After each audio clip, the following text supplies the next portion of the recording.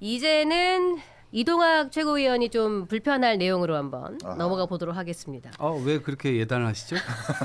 예단이 아니라 전 국민적인 반응이 좀 올라오고 있는 거라서 이게 이재명 대통령 국정 수행 지지도가 아시는 것처럼 56.5%까지 최저치로 떨어졌어요. 이게 원인이 여러 가지 있다고 보는데 이런 말이 있더라고요. 정치의 가장 중요한 동력은 손님 실수로 인한 반사이익이다. 뭐 이런 게 있잖아요. 아마 이런 것들로 인해서 국민의힘이 어부지리로 뭐 30% 조금 넘는 그 지지율을 조금 더 획득하고 있고 약간 이상한 양상이 펼쳐지고 있는데 이 부분에 대해서 이 최저치를 기록한 지지율 어떻게 보십니까? 그러니까 이게 수치로 보면 여전히 높죠. 네. 그런데 앞자리 수가 바뀌었고 일주일 만에 거의 7%가 떨어지는 건 대통령 임기 5년을 통틀어 봐도 잘 안 일어나는 이벤트예요. 보통 완만하게 하락하거나 완만하게 상승하는데 네. 이게 한 주에 7% 떨어진 거는 어마어마한 거거든요. 네. 6.8%는. 그러니까 이거는 민주당에서 심각한 위기의식을 느껴야 되고요. 이거는 사면 영향은 아직 반영이 안 됐어요. 여론조사 업계에서 정치 이벤트가 여론조사에 반영되는데 최소 1주에서 2주가 걸린다고 보거든요. 그러니까 이 6.8% 급락은 순전히 이춘석 주식 게이트 때문이에요. 차명 거래라던가 또는 그 이번 민주당의 세제 개편안 대주주 요건 등으로 인한 주가 하락 등의 논란이 네. 이 6.8% 하락의 동인이었다면 네. 어제 막 조국과 윤미향 사면이 결정됐잖아요. 그렇죠. 이건 이제 다음 주에 터집니다. 여론조사에서 반응으로 나타나는 거. 아직 반영이 안 됐다. 네, 이거는 선반영이 안 됐어요. 이춘석만 반영이 된 이춘석과 것이다. 주식시장 문제가 컸다고 보고 네. 그러면 조국과 윤미향까지 반영이 되면 이게 5자리가 금방 앞이 또 4로 바뀔지 몰라요. 네. 근데 4부터는 이제 브레이크가 안 걸리거든요. 그러니까 지금은 아직까지 보수 지지자들이 네. 이재명 대통령 지지율이 60%대네 50%대네 하니까 뉴스도 안 보고 전화도 안 받고 싶어 해요. 네. 근데 이게 만약에 여기서 더 떨어져서 앞이 4가 되면 이거 봐라. 떨어지네. 무너지네. 그러면은 전화 안 받던 분들도 열심히 전화 받기 시작하거든요. 그럼 이제 계속 가속이 붙는 거예요. 추락에. 네. 그래서 이번 사면 문제도 민주당에서는 뭐 하루 이틀 욕먹고 넘어가자 뭐 이런 심산이라는데 그게 계속 차곡차곡 쌓이는 거거든요. 네. 마일리지처럼. 저는 민주당이나 대통령실 관계자라면 지금의 지지율 자체보다는 한 주 만에 무려 7% 가까이 빠진 걸 좀 심각하게 받아들여야 된다고 봅니다. 그러면 장희찬 최고 같은 경우에는 그러면은 다음 주 지지율 얼마로 예상하십니까? 저요 다음 주 지지율 한 네. 50% 초반대 나올 것 같은데요.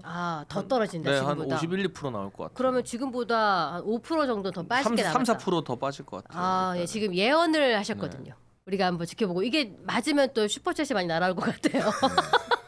근데 엄청 잘하신다. 분석하시는 게 역시 그 경험에서 우러나오는 네. 우린 떨어져 봤으니까 경험이 아는 거야. 망해본 집안에서 맞아요. 뭔가 경험해봤던 네. 그런 느낌이 그대로 살려 있는 것 같아서 저는 저런 지적 이런 것들을 아프게 받아들여야 된다고 봅니다.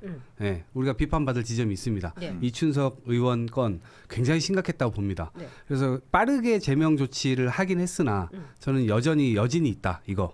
그래서 지금 검찰 수사를 어제 압수수색 들어가고 뭐 의원실 들어가고 뭐 수첩이나 정치자금 관련된 또 회계 장부 뭐 이런 것들도 나왔다고 하는데 그 자체가 뭐 얼마나 또 큰 의혹들이 있는지 모르겠습니다만 차제에는 저는 국회 윤리특위를 정확하게 가동해서 실제로 이 부분이 이제 그 지금 우리가 갖고 있는 의혹 사실로 드러난다면 무소속으로 계속 둘 것이 아니라 더 강한 조치도 취할 수 있어야 된다 봅니다. 네, 의원직을 네, 말씀하시는 그렇죠. 겁니까? 왜냐하면 공직을 가질 만한 이 절대적 기준에 미치질 못합니다. 근데 그거를 탈당했다고 해서 계속 그냥 의원직을 계속 국민의 대표로 유지시킨다고 하는 것 자체가 문제가 있다. 근데 제가 지금 약간 경솔한 이야기일 수도 있는데 아직 수사 결과가 나오진 않았으니까 어찌됐건 그것이 명확하게 판명이 되는 순간 의원직조차도 저는 이것은 고수해서는 안 된다 이런 생각을 갖고 있습니다. 네. 저는 국정 지지도 56.5%가 단순히 이춘석 의원 의혹 하나만으로 나온 결과물은 아닌 것 같아요. 이 정권 출범하고 나서 여러 가지 지금 문제가 켜켜이 쌓였잖아요. 특히 국무총리 지명 때부터 네. 불법 정치자금 수수와 관련된 총리를 지명하면서 많은 논란이 있었고 물론 야당이 제대로 견제하지 못한 것도 있지만 거기서부터 시작해서 뭐 강선우 의원의 갑질 의혹이라든지 그리고 정청래 의원이 당대표가 되면서 야당을 거의 뭐 사람으로 안 보는 듯한 그런 말들을 쏟아내는 것. 그러니까 이게 이제 정부 여당으로서의 어떤 널찍한 어떤 외연, 뭔가 좀 넉넉한 겸양적인 자세가 아니라 계속해서 좀 일단 이제 독단적인 모습들을 많이 보여주기 때문에 이런 것들이 좀 쌓여가지고 이렇게 56.5%라는 결과물로 이어지고 있는 것이 아닌가 싶고. 네. 국민의힘에서 김태우 강서구청장의 사면부터 네. 저는 그때부터 몰락이 시작됐다고 보거든요. 사면해주고 나서 바로 공천권 쥐어주고 그렇게 바로 옆에 있는 지도부일 때 그 보궐선거 내보내면서 사실 내부에서부터 무너진 것이 사실인데 이 정권도 좀 그렇게 될 수 있다. 조국 대표 사면해주고 또 복권까지 했다는 것 아닙니까? 그럼 복권까지 해서 뭐 지자체 내지는 뭐 이번 보궐선거에서 내보낸다. 그럼 국민들이 어떻게 생각하겠어요? 김태우 청장의 어떤 오마주라고 생각할 수 있겠죠. 그렇기 때문에 이 부분까지 반영이 된다면 50%는 차치하고 40%까지 내려갈 수 있는 가능성이 있다는 그러니까 생각이 그게 또 달라요. 예를 들면 조국 전 장관 같은 경우는 정경심 교수도 징역 4년 중에 한 3년 정도를 살고 나왔고 뭐 가족들이 뭐 이를테면 잘못은 했지만 고생을 많이 했다라고 생각하는 분들도 있을 수 있겠죠. 그러니까 그것과 조국이 무죄인 것처럼 당당하게 전국 투어 다닌다고 하는데 지금 나오자마자 전국 돌아다니면서 고개 들고 설치고 막 주먹질 이렇게 하고 저 이제 뭐 서울시장 나오겠습니다, 부산시장 나오겠습니다, 아니면 인천에 보궐선거 나오겠습니다 하는 거는 또 한 차원 다른 이야기거든요. 그러니까 그 아까 말한 김태우 전 구청장 건도 사면 자체가 논란이 된 게 아니라 거기는 오히려 사면 자체에 대한 논란은 조국이나 윤미향보다 적었죠. 왜냐하면 그 인지도 차이가 있으니까. 근데 사면되고 바로 보궐에 또 나왔다는 게 문제의 핵심이었거든요. 근데 조국과 윤미향이 어디 가만히 있을 양반들이에요. 감옥에 있거나 사면되기 전부터도 뭐 옥중 편지니 페이스북이니 뭐니로 국민 속을 팍팍 긁었는데 이제는 대놓고 고개 빳빳하게 들고 돌아다니면 이게 사면에서 끝나는 게 아니라 그 이후의 문제가 점점 더 커질 거예요. 네. 그리고 선거까지 나오면 다음번 지방선거와 보궐선거는 원래 임기 초기 때문에 여당이 무조건 휩쓸어야 되는 선거인데 이게 의회의 어떤 반전의 불씨가 될 수도 있다. 나쁜 쪽으로. 자, 이게 그래서 지난 윤석열 정권 때 정부에서 사면을 했을 때 이재명 대통령이 당대표 신분으로 2022년 12월에 이런 말을 했어요. 이번 사면은 국민 통합이 아니라 불공정하고 물상식한 내 편 챙기기에 불과합니다. 불공정한 권력 남용은 국민 주권 그리고 민주주의를 파괴하는 죄악입니다. 이런 이야기를 했는데 앞으로 조금만 돌아가면은 이춘석 의원의 건에 대해서도 뭐 관련 관계 민주당 의원이 어떤 방송에 출연해서 MC가 이렇게 물었어요. 이것도 뭐 특검을 좀 가야 되는 거 아닙니까? 그러니까 뭐 이런 작은 건을 가지고 그렇게라고 했다가 뭐 작다기보다는 뭐 그렇다는 거라고 좀 약간 무마하는 장면이 있었는데 이동호 최고위원 이런 부분에 대해서 조금 더 우리가 정권 교체를 국민이 열망했을 때에는 이런 부분을 좀 투명하고 정의롭고 공정하게 해달라고 요청하는 차원에서 이재명 정부를 선택한 거잖아요. 그런데 이 같이 행하고 있는 행태들이 너무나 윤석열이랑 뭐 별 다르게 없으니까 뭐 내란만 안 저질렀을 뿐이지 이렇게 처리하는 것들이 이 불신을 사게 되는 게 어떤 같이 민주당이 몸담고 있는 저는 사람으로서 일단 어떠세요? 사면의 키워드는 일단 국민 통합이라고 하는 것에는 좀 동의하기가 어려워요. 저도. 왜냐하면 이제 사면권이라는 거 하는 게 지금 방금 이재명 전 대표 시절에 얘기했었던 게 네. 예를 들면 김관진 전 국방부 장관 이게 판결 난 지 한 달도 안 돼서 그냥 바로 사면해버렸거든요. 윤석열 전 대통령이. 그리고 김기춘 전 비서실장도 마찬가지. 한 달도 안 돼가지고 바로 사면했습니다. 네. 김태우? 이분은 3개월도 안 됐는데 바로 또 사면 복권 시켜가지고 선거까지 내보냈죠. 그래서 마치 뭔가 뭐 내부 고발자 비슷하게 뭐 프레이밍을 해서 실제로는 그게 아니었잖아요. 근데 그런 부분들에 대한 어떤 비판이었던 것이고, 근데 이것과 이것을 완전히 같냐? 저는 조금은 달리 볼 여지도 있다. 왜냐면 그냥 반대편 입장에서는 똑같이 보일 수 있을 거예요. 아마 그런 안경들을 또 끼고 있으신 분들도 아주 극우 쪽에는 존재하시고 점점 옅어지실 텐데, 저는 설명을 조금 드리면. 조국 전 대표의 경우도 그렇고 윤미향도 그렇고 100을 잘못했을 때 100을 처벌하는 것은 좀 맞다고 봅니다. 그런데 120, 130 이렇게 가고 그다음에 특히나 윤석열 정부의 정권 이 검찰이 보여줬던 것은 100을 잘못해도 0으로 만들어주고 이런 것들이 너무 극렬하게 보여줬던 거예요. 네. 근데 그런 측면에서 이재명 대통령 스스로도 정치 검찰의 어떤 피해 이런 것들을 굉장히 많이 입었고 그런 것들에 대한 동질감이 있고 윤석열 정치 검찰이 일으켰었던 이런 것들을 일단 바로 잡아야 된다라고 하는 측면에서 그 아까 넘어갔던 100에서 100 잘못한 거 처벌 받아야죠. 근데 그 넘어간 20에서 30 그것에 대한 보정을 어떻게 할 거냐. 네. 근데 그것은 비판이 있을 거라는 걸 알지만 겨울에 하든 내년에 하든 어쨌든 또 비판을 할 거거든요. 네, 그런 차원에서 내일 맞을 매를 그냥 오늘 맞자 감수하기로 생각한 것 같고. 근데 저는 저게 진짜 이해가 안 되는 게 아까 말씀 아니 잘못은 했지만 어느 정도 과하다는 걸 누가 판단해요? 그걸 정치인들이 판단하면 보수 진영에서도 아, 이 사람 잘못은 했지만 다 과해요 보면 다 정치 보복 같고 네. 그거는 그냥 자기 편 범죄에 대한 처벌은 다 과해 보여요. 근데 그 양형과 형량은 검사가 결정하는 게 아니라 대법원이 땅땅땅 하는 거예요. 그걸 우리가 존중하기로 한 게 3건 분립이고 그래서 3번이나 판결받으라고 3심제까지 있는 거고요. 네. 그러면 과하다 말다가 아니라 그냥 우리 편 풀어주기 위해서 하면 합니다. 너네도 했잖아. 하면서 그냥 죄송청하고 이게 고개를 수그리고 있어야지. 거기다 뭐 자꾸 논리적으로 뭘 방어를 하려고 하니까 이게 말이 꼬이고 말이 안 되는 거예요. 저런 말을 들으면 그 조국 장관의 입시 비리 때문에 대학교에서 떨어진 네. 피해를 보게 된 학생들의 부모와 학생이 들었을 때 어떤 감정이 들까? 그걸 한번 생각해봐야 된다는 거고 입시 비리뿐만이 아니잖아요. 민정수석으로서의 그 직권남용, 유죄수 감찰 무마 이것도 있기 때문에 이렇게 처벌받은 것 아닙니까? 뭐가 100이고 뭐가 120인지 모르겠는데 아직도 저는 100도 못 받았다 이 사람은. 왜? 웃어? 웃긴가 봐. 그리고 윤미향 의원도 말이 안 되잖아요. 이거 하필 또 광복절 날 윤미향 의원을 풀어준다라는 게. 아니 그런 얘기는 정의연부터 시작해서 그러니까 위안부 할머님들에게 돌아가야 될 그 돈을 사적으로 유용하고 잘못하게 쓴다라는 게 공개된 것 아닙니까? 드러난 것 아닙니까? 아니 그런 사람을 광복절 날 특사로 사면복권 해준다. 말이 안 되는 거죠. 비유 너무 좋더라. 나도 써먹고 있는데 저도 이제 어린이날에 조두순 풀어주는 거랑 똑같다. 저 깜짝 놀랐어요. 그런 거예요. 표현을 듣고. 아니 이제 약간 이런 게 있습니다. 어쨌든 약간 악마화 시킨 게 있고 이분이 30년 동안 정의연이라는 단체 만들고 어쨌든 악마화? 위안부 할머니 분들 위해서 살아왔던 삶이 있고 그리고 약간 정치 검찰에 의해서 만들어진 측면도 있다. 8개가 기소됐는데 1심에서 7개가 무죄가 나고 아니 왜 자꾸 1심 이야기를 해요? 2심과 대법원에서는 2심도 얘기를 할 거예요. 네. 그래서 하나 그거 됐는데 이제 횡령했다는 거 아니에요. 근데 네. 그 2심에서 크게 두 가지입니다. 하나는 제가 어쨌든 그 달리 판단할 여지가 있기 때문에 처벌 받아야 될 것은 받아야 되는 건데 예. 제가 죄가 없다는 게 아니에요. 근데 횡령이라고 할 때 도대체 어떤 기준으로 횡령이라고 하는 거냐? 예를 들면 장례 그 김복동 할머니 돌아가셨을 때 그때 장례위원회를 꾸립니다. 정의원에서. 그리고 김복동 할머니의 상속인은 정의원이에요. 근데 그 정의원이 이 장례비를 모금을 했는데 그 모금 행위를 네. 개인 계좌로 했던 거예요. 그건 잘못된 거죠.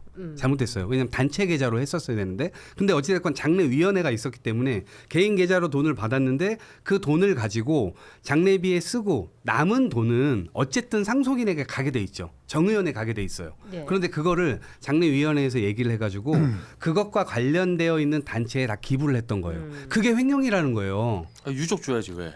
아니 유족이 없어요. 상속인이 여기에요. 근데 제가 판결문을 다 읽어봤거든요. 네. 하도 좌파들이 방송 나와서 개인적으로 착복한 건 없다고 하길래 네. 저 장례비 문제가 하나 있고요. 여가부의 인건비 보조금 6천만 원을 받아서 직원한테 줬다가 다시 돌려받는 거예요. 네. 이게 전형적인 악질적인 슈킹 행위거든요. 네. 그게 있고 근데 그것도 좌파들은 보니까 그냥 뭐 시민단체에서 아름아름 비용 아끼는 거다 뭐다 하는데 핵심은 이겁니다. 2심과 대법원에서 인정된 개인 횡령 금액이 7,900만 원이에요.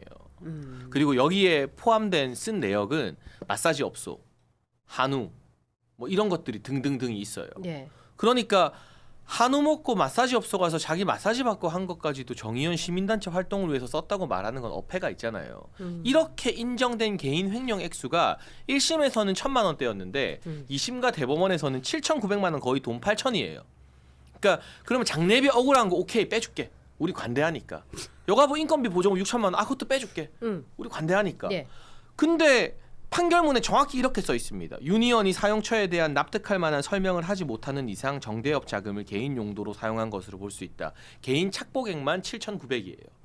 이거는 변명할 여지가 없잖아요. 그러니까 이런 것까지도 예. 근데 지금 윤미향 사면을 감싸면서 민주당 패널들이 막 감싸더라고. 전현희 같은 사람도 나와서 감싸고. 이건 아니지 않나. 이거 그래서 이 민주당의 이번에 사면의 요지 중에 하나가 윤석열 정권의 강압 수사, 폭압 수사로 인한 피해자를 구제해주는 측면도 있다. 이런 뉘앙스의 이야기도 했잖아요. 그래서 지금 얘기했던 대로 한우, 마사지 이런 거는 증빙이 안 될 뿐이지 정의원에서 실제로는 할머니들 맛있는 거 사드리고 예. 이런 걸 했는데 그 영수증을 못 찾았다는 거예요. 근데 그래서 본인 스스로는 실제로 만약에 본인이 마사지 받고 다니고 본인이 한우 먹고 다니고 막 이 진짜 7,900만 원을 아니, 진짜 근데 솔직히 예. 말해봐, 진짜 그렇게 알 수가 생각해. 없잖아. 우리가 할머니들한테 좋은 어. 음식 줬는데 영수증이 없어서 증명 못한다? 그게 어. 말이 되는 내가 소리라고 아까 한 적이냐? 백화점 마일리지 에라이. 조건 바꿨다고 하는 거랑 뭐가 달라 이게. 저는 할머니한테 너 좋은 음식 사드렸는데 아침 영수증이 없어졌네요. 이걸 누가 믿어요? 시계 사고 싶어서 인증서만 프린트했다는 어허. 거랑 뭐가 달라 이게. 신임 총장님 채통을 지키세요. 방방 뜨면 안 돼요 지금. 그래서 진짜 방송이 아니라 그래도 네. 그렇게 생각하는 거예요. 저는. 아니 그럴 수도 있다고 보는 거죠. 왜냐면 본인 스스로 1심에서는 8천만 원 지금 얘기한 대로 7,900 얼마 있는데 영수증 못 찾는 건 1,700만 원, 열심히 하고 계셔. 1,700여만 원이었어요. 예, 예. 그래서 그 부분에 대해서는 본인도 억울하지만 그냥 수긍하겠다 이렇게 했던 거고 2심을 가니까 2심 재판장이 누구였냐? 마용주 대법관입니다. 지금 대법관. 네. 윤석열 전 대통령이 그렇게 대법관 만들고 싶어서 추천해가지고 진영 논리 대신- 들어가죠. 진영 논리 이렇게 들어갑니다. 들어가죠. 진영 논리 들어가요. 이렇게 들어가죠. 완벽하게 반박할 수 있어요. 진영 논리 들어가. 이 2심의 판결을 네. 확정지었던 3심 대법원 그렇지. 주심 대법관이 예. 이재명 대통령이 직접 지명해서 헌재 소장 만든 김성환입니다. 바로 판판이 깨졌죠 논리가. 아니 뭐 대법 인정해야죠. 인정해야지. 예. 그렇지만 내일 맞을 매를 오늘 맞는 거다. 예. 그것도 분명히 있기 때문에 어찌 됐건 지금은 뭐 저희가 두드려 맞는 시간이긴 하지만 그래도 이것을 딛고 다시 실력을 보여서 열심히 이게 해야죠. 죄질이 안 네. 좋은 건 이 국민 모금으로 모여진 특히 위안부 할머님한테 가야 할 그 돈을 이렇게 사용했다는 거에 대해서 법원과 검사들과 수사기관은 죄질이 안 좋다고 보는 겁니다. 형량이 더 추가되는 요인이기도 하고요. 그렇기 때문에 이런 사람을 광복절로 풀어준다는 것 자체가 국민 정서에도 안 맞고 그리고 뭘 잘했다고 풀어줘요? 근데 저는 개혁신당은 좋아요. 근데 다른 측면에서 이게 긍정 효과가 하나 있었어. 네. 이게 뭐냐면 8.15에 윤미향 전 의원을 사면을 해주는 게 굉장히 큰 문제다. 이게 위안부 할머니들에게 얼마나 큰 피해를 줬고, 그렇죠. 예, 우리 당시 일제시대 때 얼마나 가슴 아팠냐라는 주장을 네. 국민의힘에서 얘기를 하는 거예요. 3년 동안 윤석열 정권에서 광복단체들 전부 다 친일사관 가지신 분들, 일제강점기 때 우리 선조의 국적이 어디냐? 일본. 그다음에 사도광산 관련해서 외교부가 완전 엄청난 사고를 치고 돌아왔잖아요. 사도광산 관련해서 강제징용 아니다. 그리고 거기에 전시관 만들어서 뜻을 기린다. 그런데 결국 그 서로 이게 뭐라 그러죠 이거 서류에는 그렇게 적어갖고 왔지만 실제로는 2km 훨씬 떨어진 곳에다가 전시관 만들어서 실제로는 뭐 있는지 없는지도 모르는 그런 식으로 만들어 갖고 왔는데 그러니까 물을 열심히 타고 있어요. 물을 열심히 타고 있고 그나마 맹맹하다, 애국심을 맹맹해. 가진 독립군의 편으로 돌아왔구나. 예. 대일 정책 잘못됐다는 비판이 야당이 얼마든지 할 수 있죠. 네. 근데 그렇다고 해서 위안부 할머니들 피눈물 나게 하면 안 되죠. 이용수 할머니 딸이 인터뷰했잖아요. 고령이 씨 할머니 충격받을까 봐 말도 못하겠다. 비통하다라고. 그분들 가슴에 대못 박으면 안 되죠. 윤 정부 뭐 사도광산 저 잘 모르지만 많이 비판하세요. 아니 윤 정부가 근데 대못을 엄청 박았죠. 그렇다고 해서 지금 피해자인 분들이 직접 나와서 비통하다라고 하는데 피해자 모시고 있는 따님이 그거를 문제 없다라고 하면 안 되는 그러니까 거죠. 지난 정부의 대의를 잘못했다고 위안부 할머님들 가슴에 비수를 꽂을 수 있는 명분과 권한은 없습니다. 아니 잘못했다고 하는 게 아니고 네. 잘 돌아왔다라고 얘기를 하는 거예요. 그때 엄청난 비수를 꽂다가 이 사건 때문에 다시 돌아왔다고 얘기를 하고 있는 거예요. 근데 그거를 연결짓는 거는 저는 진짜 할머니들한테 못할 짓인 것 같아요. 진짜로. 그런데 이러저러한 뭐 사면 요건들이 뭐 민주당 입장에서는 하루만 견디면은 된다. 하루만 뭐 매 맞으면 된다. 이런 생각으로 오늘 또 다른 이슈를 이렇게 덮이잖아요. 이렇게 또 이슈몰이 하면서 또 넘어가고 하는 것들이 과연 국민들께 어떻게 비춰질지 참 걱정이 되는 부분입니다. 근데 요즘 세상에는 안 덮여요. 옛날에는 이제 매체가 한정적이라서 큰 뉴스 터지면 작은 뉴스가 묻히고 있는데 요즘은 뭘 찾아볼 수 있는 채널들이 너무 많아서 유튜브도 있고 목걸이는 목걸이고 위안부 할머니는 위안부 할머니고 윤미향은 윤미향이고 이게 안 터져 안 덮여요. 근데 말씀하신 대로 누적되는 거기 때문에 네. 당연히 정부에서도 그런 고민이 있을 것이고 여당도 당연히 계속 플러스 요인을 만들기 위해서 더 열심히 해야 된다 그런 생각을 당연히 하고 있고 네. 당연히 그런 부분들에 있어서는 이제 앞으로 뭐 정치 국면이 굉장히 다양하게 또 다이나믹하게 진행될 텐데 네. 앞으로 그 미국과의 군사 문제 또 남아 있죠. 네. 국방비 관련된 것도 남아 있죠. 그리고 어쨌든 이 통상 문제나 이런 것들을 완결을 지어야 돼요. 이제 그런 문제들부터 해서 지금 민생 경제 살리는 문제 이런 거에서 결국 플러스 요인들을 만들어야 된다. 저는 그래서 생각합니다. 명분은 국민의힘이 줬다고 생각을 해요. 네, 이게 조국 대표 사면 반대한다고 겉으로 얘기하면서 네. 그 텔레그램에서 나왔잖아요. 그 4명의 정말 여기서 저렇게 잡범 수준의 합리적인 잡범 논평을 수준. 그 4사람을 사면하라고 막 눈웃음 이모티콘까지 보내면서 읍소하면서 비서실장한테 하는 그 화면 자체가 이 정부로 하여금 이거 좀 여론에 기민하게 움직여야 되지만 이렇게 야당에서 요구하는데 이것도 공개가 된 마당에 우리가 못할 게 뭐 있어라고 하는 명분을 국민의힘 스스로 준 것도 있다. 그래서 저는 송원석 비대위원장이 거의 뭐 원내대표 당대표직 내려와야 될 정도로 아주 중한 전 과오라고 좀 보거든요. 근데 그냥 사과 한마디 하고 그냥 쓱 넘어가고 있잖아요. 야당이 제대로 된 역할을 좀 못하고 있는 것은 사실인 것 같아요. 아니 개혁신당에서 저렇게 훌륭한 논평을 내는데도 지지율이 왜 안 오르죠? 갑자기 어떻습니까, 저 팀장님? 왜 지지율이 안 제 오를까? 3당을 한 번도 안 해본 사람은 저렇게 속편한 논평을 해보는 건데 계속 그렇게 민주당을 망치면 됩니다. 아이고 참. 부탁 좀 드리겠습니다. 네. 그리고 또 요새 주식 양도세 부과 대기업 기준, 대주주 기준 50억 유지 요 수순으로 좀 가는 것처럼 보이는데 요 주식 투자하시는 분들은 굉장히 예민한 부분이에요. 요 부분 어떻게 보십니까? 민주당이 말을 좀 바꾸고 있는 상황이죠. 그러니까 이럴 걸 이렇게 오락가락하면서 시장 속을 벅벅 긁는 것 자체가 정책적으로 무능하다는 거고요. 그러니까 민주당이나 이재명 정부 내부에서도 헤게모니 싸움이 있는 것 같아요. 네. 그러니까 진성준 같은 신념형 좌파들이 있고 저는 김용범 정책실장 이런 사람들은 훌륭한 관료 출신이라고 인정을 하거든요. 네. 유능하고 대통령실에 네. 어떤 기재부 출신 정통 관료들이 이건 아닌데 하는 흐름이 있는 거고 그런데 중심을 딱 잡고 빨리 정통 관료들 손을 들어줘야죠. 네. 근데 이번에도 오락가락하다가 뭐 하루 만에 시총이 100조가 넘게 증발하기도 하고 난리가 났잖아요. 근데 앞으로도 이런 일들이 이런 정책 혼선이 반복될 것 같아서 그게 좀 걱정스러운 대목 같습니다.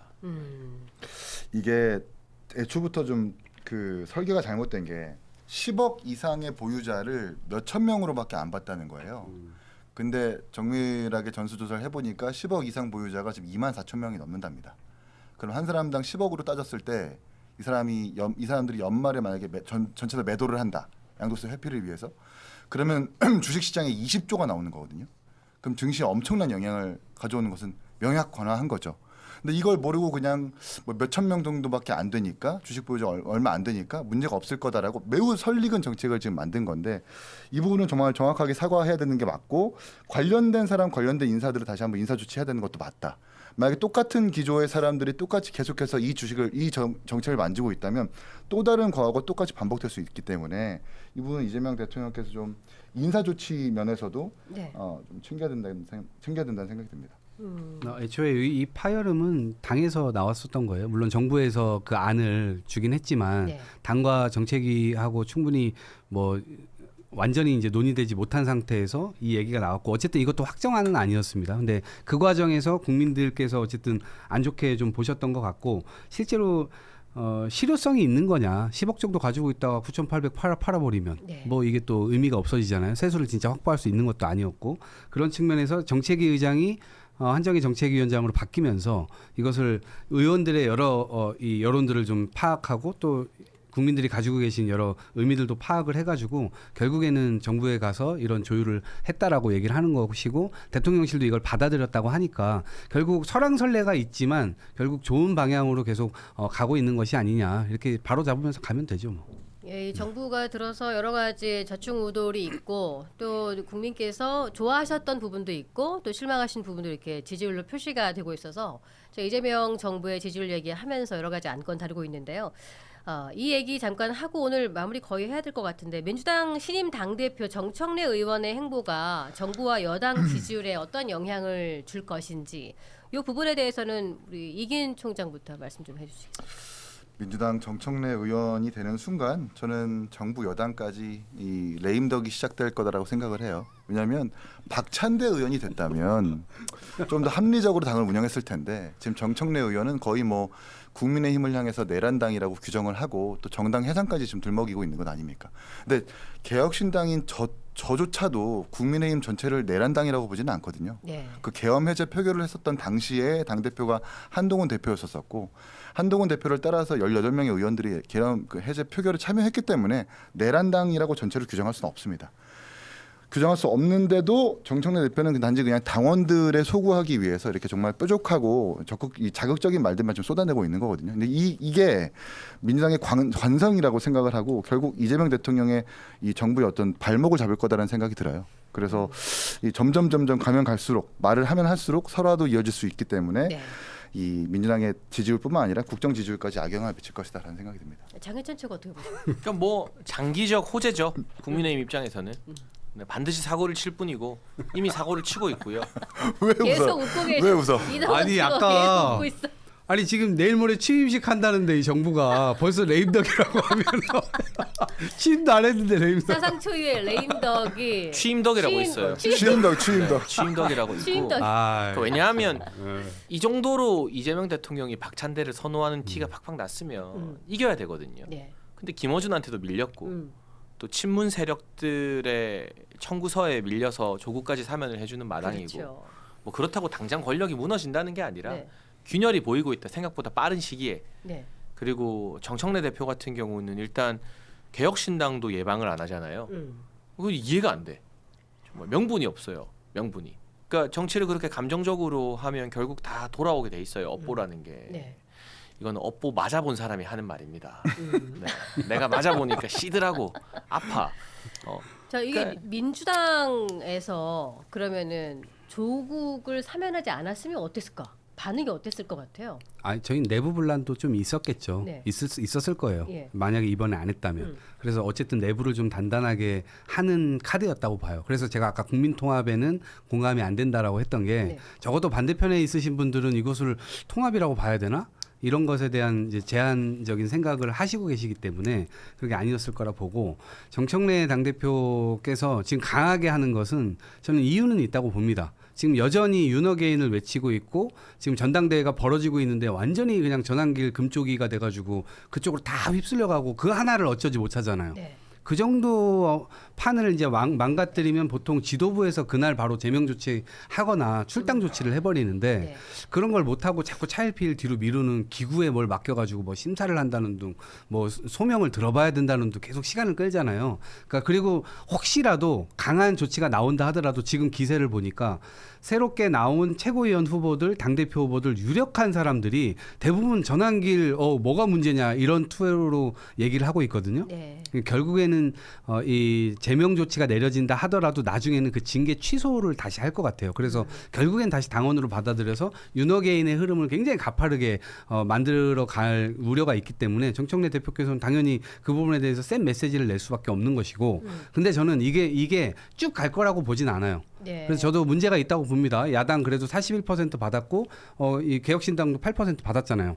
그러니까 가서 인사 약수하고 이러는 것은 맞는데 그런 것들에 대해서 지금 쭉 가진 않을 거다. 근데 결국 어느 정도에 가서는 협치 국면이라든가 이런 것들을 만들어야 될 때가 또 있기 때문에 네. 당연히 지금의 이 모습은 좀 나중에 낮출 우려가 기회가 어쨌든 있을 지금의 거다. 모습이 지지율에 영향을 미칠 수 있다는 그런 말씀이신 것 같은데 아까 장혜찬 최고 같은 경우에는 50% 초반 정도로 다음 주에 이재명 정부 지지율 예측했는데 우리 그러니까- 이동학 최고는 어떻습니까?